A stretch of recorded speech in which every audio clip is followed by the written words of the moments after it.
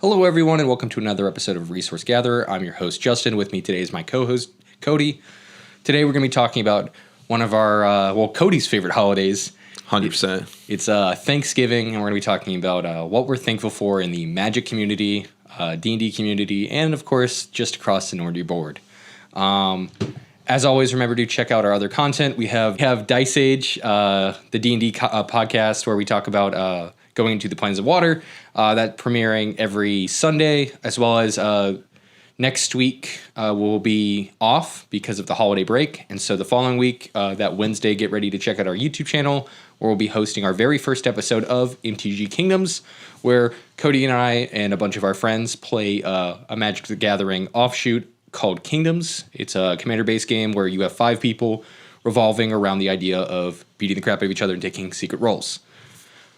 On that note, we're going to go and start this week's episode of Resource Gatherer. When it comes to Thanksgiving, Cody, what is something that you and your family sort of have done in the past that sort of brings you guys all together? Like, we talked about board games. Is that something that you guys have done sort of on your holiday weekends as well? Yeah, so essentially, like, our standard Thanksgiving is we all get together. You know, everyone cooks their signature dishes, you know, whether it be turkey, ham, you know, mashed potatoes, yams, whatever you want. You know, everyone has their own different style. And, you know, from family to family, you know, people cook different things. Like, honestly, my dad's side of the family, we cook homemade pasta because they're hardcore Italians. I don't complain because it's awesome. But afterwards, at both sides of the family, you know, like they don't really ever interact with each other. It's just us that travel between the two. Mom's side, we would sit around and play euchre for hours. That's a card game, northeastern, like Ohio, Michigan, Pennsylvania, Kentucky, Indiana. Outside of that, the closest thing would be like hearts or spades. It's just a variant style of those. And at my dad's side of the family, we would play like all kinds of different card games. Like when we were little, we played Uno. We get older, we'd play like 3 to 13, 500 rummy, you know, different things like that. So that's just like what we would always do. And that would just kind of get us together and we play games and we, you know, you chit chat while you're playing it because, you know, you've played these games 1,000 times. Your strategy's pretty basic. Like, I need 3 of a kind. Like, yeah, absolutely. Yeah, it's so interesting hearing how other people grew up. So my family, it's a little different. So my mom and my stepdad, when they got together, my mom wanted to learn how to make traditional foods because my stepdad's Puerto Rican and Cuban. And so like a lot of our holiday meals tend to revolve around like this pork dish that is a Cuban dish. And it's really, really good. It's like a full pork shoulder. It takes like 16 hours to cook. But then Hispanic food is no joke. Like, yeah. And she learned a lot. Well, so then it's that, and like she does Cuban sweet rolls, and then like, you know, like what we always grew up with was, because we grew up in the South. I'm originally from North Carolina. Like, and my mom grew up in that region, was sort of learned how to like cook effectively. Essentially, like that's where I got like my mac and cheese. So you still get like all of your traditional like Southern sides, as I like to call them. So you get your, you know, your green beans, your green bean casserole, sweet potato casserole, like all of the good home stuff. So like for me, Thanksgiving's all about the food. Dating back to being a very small version of myself, I was always the first kid when you have like group events, because like my dad was in the service and we go to these like group functions or whatever, and they'd be like, yeah, the kids can go and eat first. I was always the first kid in line, and I was always the kid who had the biggest plate. Like, I'm the kid like ripping the turkey leg off. And they're like, oh, look at that guy. He's over there like eating all the food. I was like, heck yeah, dude. Like, I'm here to eat. That's my whole life strategy. That's the best one. Like the dark meat over the white meat on the turkey all day. Oh, 100%. It's the juiciest, best part, you know, like, you know, because like that's what we grew up. Like, you know, we ate all that stuff because like my whole family, we've lived in Ohio our entire lives, you know, like we eat turkey, we eat ham. We actually make ham gravy, which is like a sweeter version. A lot of people will get their minds blown the first time they have it. Like my wife, she was like, I never thought of that. And I'm like, oh, it's good. Like, yeah. See, we do the pork during Thanksgiving and through Easter, and then in Christmas time we usually do ham. So it's like, okay. So, you know, and I personally, every year I've been cooking since, you know, I've been like an adult or whatever. I do like a full on chicken. So I usually don't have enough people to do a full turkey. I've done turkey before. But I do Gordon Ramsay style Thanksgiving turkey. Oh, okay. But I do it with the chicken, so I'm like creating my own garlic herb butter, and then I like stuff it inside the skin. Oh, yeah. And let it cook inside of the oven with like different. It's really really good. But When I was in the military, one of my favorite things was because I grew up with that foundation of playing games, hanging out with your family and stuff like that. Well, when you're in, it's hard to get that stuff sometimes because you could be in a foreign country, you could just be in a different part of the States, and they don't have those traditional things that like other places have. And like for me, I was the type of kid, like if I got sent to sleepaway camp, I was fine. I was making friends, I was hanging out. I'm like, I don't want to leave. This is great. But there's a lot of kids that were younger. I say kids, like I was like 25. They were like 18, 19. Like they're adults, but it's their first time away from home. It's like they left. So I'd invite them over to my house and I'd cook all these meals and then we'd sit around, play games. And I actually got a lot of good letters like from their folks, like saying like, thanks for, looking out for, little Timmy or something like that, for, inviting them over for Thanksgiving. But it also gave me a chance to experiment a lot with like different types of food. Like I actually made a sweet and sour turkey before. oh, there you go. It was like Chinese food, like on steroids. So, Or like I've done duck before too, which was it really like it depends because I'm in the same boat. Like when I was obviously both of us being in the service, I've been in the position where you're overseas, you don't have anyone. Like my first duty station, I was in Korea by myself. Yeah. And so like one of the guys that I worked with, him and his wife lived there, and they invited me and my buddy over for Thanksgiving, and I'm just like hanging out. We were playing cards.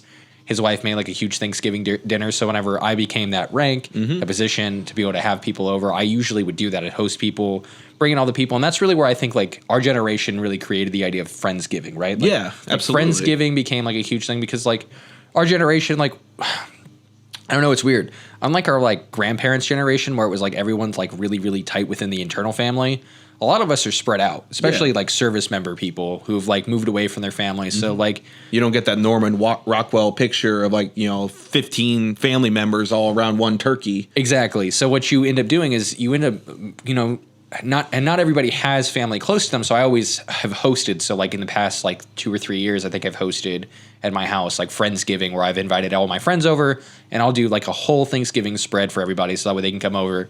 And some of my friends were like, man, this is better than the food I just ate. Yeah, right. That was Shazan. Shazan's like, he's like, dude, your mac and cheese is better than what I just ate at this other house. And I was like, well, good for me. Yeah, I mean, I made Troy his very first macaroni and cheese. He never had macaroni and cheese. The dude's like 30. Yeah, he's never had macaroni and cheese before he came over to my house. Troy, if you're watching this, I miss you, and I can't believe you went 30 years without mac and cheese. Actually, no, him and I are actually the same age. That's still pathetic.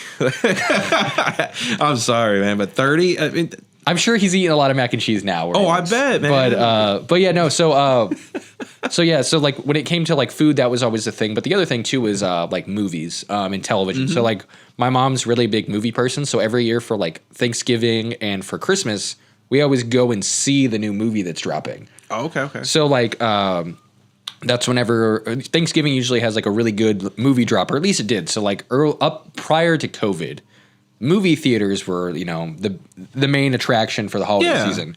So you go see the new like Sherlock Holmes movie or whatever that would drop right around that time frame before the Christmas release. And then like Christmas, I would go and see like Avatar, for example. Like that was like the same. I think it's like the Harry Potter time frame too. Yeah. It would drop around there. So Harry Potter's would always drop at Thanksgiving, and then like that was the big culminating, or like your Marvel movies. A lot of them would drop right around that time frame. It was like the culminating event. So for a lot of my childhood, that was the thing. That was your nerd like induction, I guess. Like you go and you get to watch these great films that the day they get released. And then you get to be the talking point for the next month. And I think that's really what is interesting about our society, right? Like everyone wants to be a part of the conversation. And so by being there and experiencing it, you have a point to talk about in most social circumstances. So if there's like something new on like Netflix or Hulu or whatever other social platform you're using to watch your content, whatever that new thing is, that relevance is really where people are like, oh yeah, I really like that topic too, or I'm really interested in what other people are thinking before I dive into that topic myself. Because new is exciting. Yeah, new is exciting, and sometimes people are afraid to jump into new, right? So like, for But but it's low risk when you're going to look at a movie or something like that. Like, oh, I want to take up skydiving. Well, that's a high risk new activity for you. You want to go to the movies and check out a new movie. That's pretty low risk on average. Like, unless of course you're one of those people who like can't see it. So for example, like I think oftentimes it goes both ways, right? A lot of people have a lot of hype for something and then they'll be like overhyped and you'd be like, oh man, this is going to be great. This is going to be great. This is going to be great. Let's talk about Doctor Strange, right? Doctor Strange was supposed to be like the second one, the Madness one or whatever. yes. That one was supposed to be like the epitome of like this great culminating event of the multiverse of madness. Like the whole culminate. It's supposed to be like this huge world building event where it's like, okay, here's the multiverse. What is Doctor Strange going to do with it? And I was underwhelmed.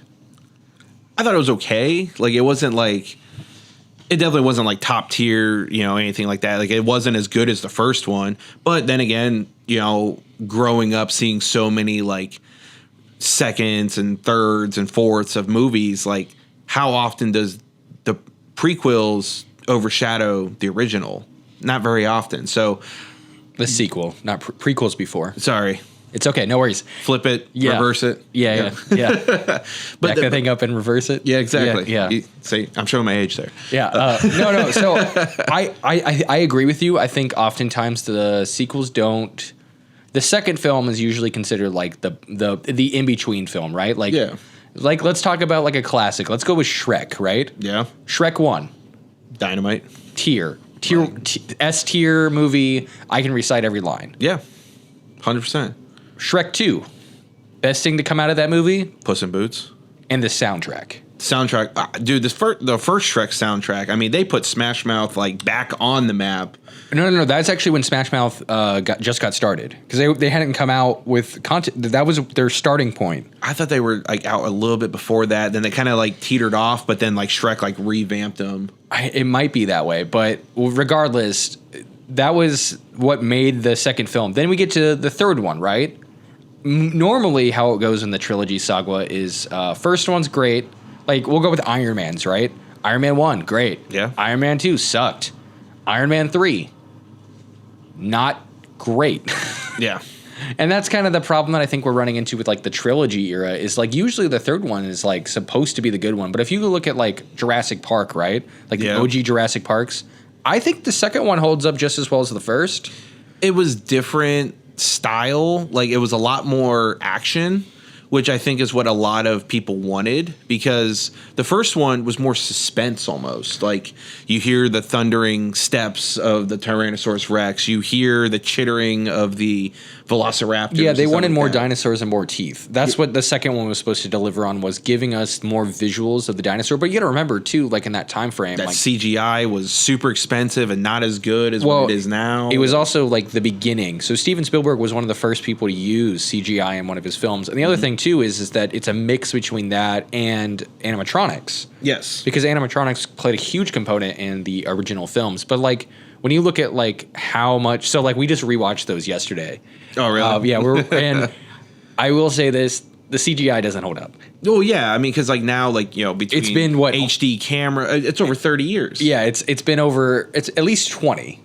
They came out in the 90s. Yeah. So we're in the 2020s, bro. Like, so most of these movies, like I saw them in theaters. Yeah, I did too. Like I remember seeing Jurassic Park in theaters. I remember seeing, Shrek in theaters and all this different stuff. But like you were saying, like with your family and everything, like on your Thanksgiving, like you guys would go check out the new movies. My family, once again, the exact opposite. We watched the old school classics. We normally would kick off our Christmas season, and we would watch National Lampoon's Christmas Vacation. Okay, yeah. So usually, like the holiday season, like you have the preamp, right? So like Thanksgiving is usually like you have the preemptive, like you have the classics, like what is it? There's the one where it's the two Christmas Story. The TBS would put the 24 hours of A Christmas Story. So that was for Christmas time, but for Thanksgiving they had like it was the one about like the family. It was the two guys he was trying to get back home to his family. Like, I'll Be Home for Christmas. No, that's with Jonathan Taylor Thomas. I'm thinking of the one where it was like Airplane or something, like where it's like bigger set dude and then like a dude with like salt and pepper hair traveling together, opposite personalities. Yeah, that's my god, Planes, Trains, and Automobiles. Yes, so yeah, like had that, John Candy and yes, Cheaper by the Dozen, Steve Martin. yeah, exactly. So like that movie was like the the go-to for that time frame. And then usually like you get like Chicken Little was on. Yeah, Charlie Brown's Thanksgiving. Yeah, you get like a lot of like the classics that used to come on, and I think that was what was interesting because like our era we had cable. Yeah, and that was like certain TV platforms like they put on these programs and you almost like looked forward to them. Like what was it? ABC had like 13 Days of Halloween. Then they had like the 25 Days of Christmas where they would show like a Christmas movie or a special, like, and it would pretty much start like the day of Thanksgiving. Like they would show a couple random ones that'll come back again. They'd have like a whole schedule, just like the Friday night lineup we used to have every Friday night. Yeah, absolutely. And so because we didn't have streaming services like today. And what's interesting, right? So like the biggest event for anyone who's like huge in watching like TV like classics, right? The Macy's Thanksgiving Parade is probably one of the biggest events for Thanksgiving time frame, right?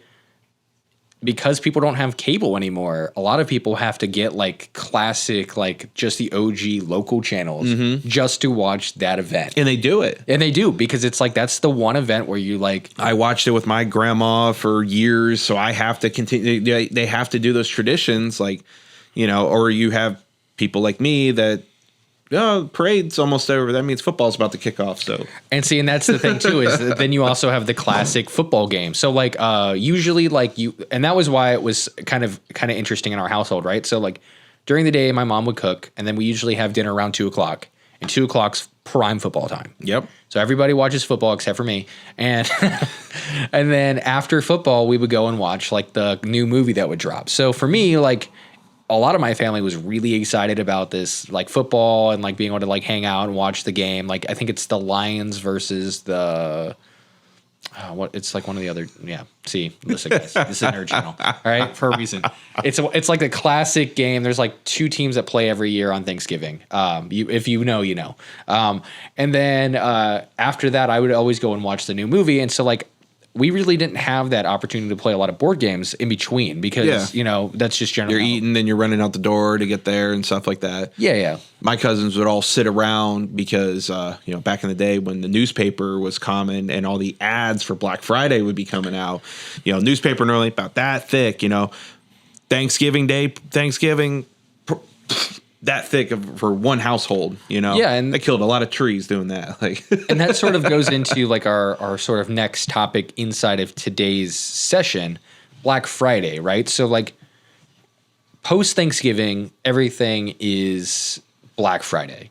And, for some of us, before they had Amazon, we used to have to go and venture into the wild, waiting in lines at 4 a.m. or earlier. Nope. So because we grew up on a military installation, AFES, which is the Air Force exchange system. It's basically like the Walmart of the military installation. When we lived in Japan, they used to give out $100 gift cards to the first 100 people. Oh yeah. Who showed up, and so my mom had all of the kids. There's four of us kids plus her. So $500. Yeah, that's $500, and she's like, "You guys can use whatever you want on your $100 gift card, but you need to stand in this line." And every single year, I was like, "All right," because there's a key thing, right? I get the $100 AFES gift card. I would then give to my mom, and then after that, I could get my birthday and Christmas money, which I always got like combined because my birthday is the same week as Christmas. Yeah, you got hosed on that one. I did, but I didn't. So like because of the sort of interaction I had with that, my mom was very clear about making sure that my birthday and Christmas were separated. Mm-hmm. But because I always got like the accumulation of all that money at the same time versus like split up through the year, I always was able to buy like cool big stuff. So like that's how I got like my GameCube. That's how I got like my Xbox. And then usually like my family, like we always got like, that was how we got the big, like we got the PlayStation. That was like our big Christmas gift that always came out every year. So it like sort of trivialed into that realm. But like Black Friday is where it started, right? Like that's the planning period of like, what do I get to get this year? Yeah. No, I mean, then that's 100%. And honestly, parents love it because it gives them ideas of what to get their kid and stuff like that, because sometimes kids are difficult to shop for. For the most part, they're not.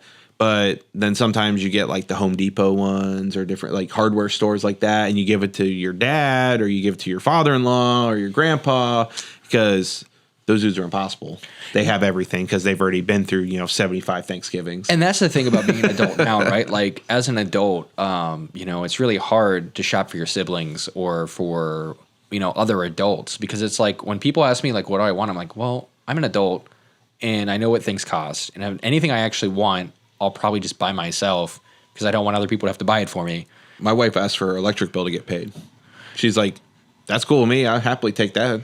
She's like, I love how practical your wife is. dude, she's like my mother-in-law one time, she's like, what do you want for your birthday? She's like, you want to pay my electric bill this month? She's like, done. Okay, cool. That's easy. Like, you don't have to think. You ain't got to gift wrap it. Like, I mean, you can. Here's the payment. Yeah. But I think that's really like, it's really hard as you get older to like develop like what do you want, and as you get older, you also have more expensive wants / needs. yeah. So the $25 toy that would have made you happy, when you were 6, is now the $250 electric bill that you gotta pay. Man, you ain't talking, man. Like, phew.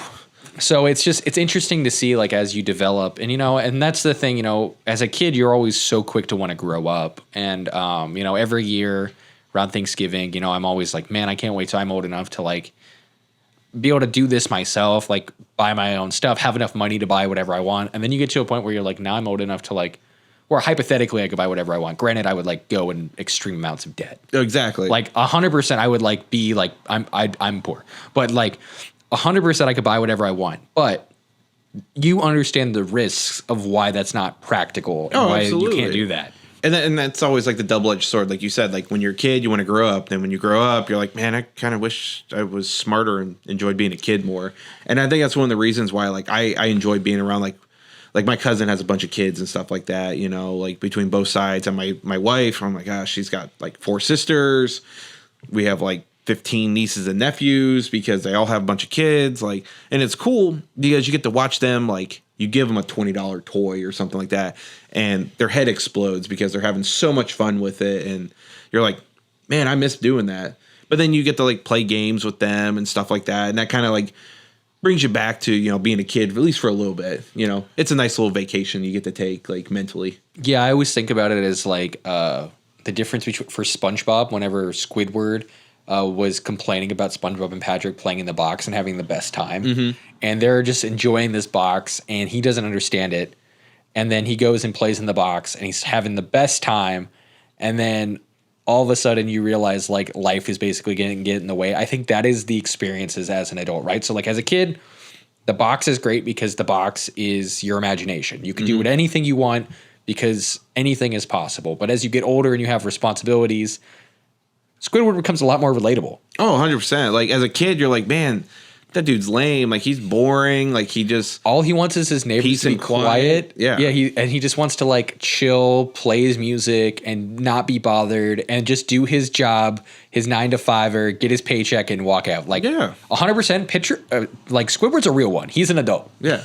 But I think like, that's what's funny about being an adult and having these like nerdy, childish fantasies when we go and play these games, right? Like, I think that little piece of like escapism that you get from playing like say D&D or board games or really anything that sort of brings you back into that nostalgia of like what it means to be a kid and escape. And I think that's really what anyone's looking around the holiday season is to escape their problems, to escape their bills. Yeah.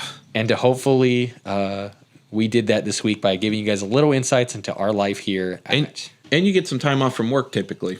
Usually, yes. Yeah, so unless you're one of those unfortunate warriors of the retail or food industry, we salute you because you're there to help us. Or you're a service member who has to work. Yeah, deployment.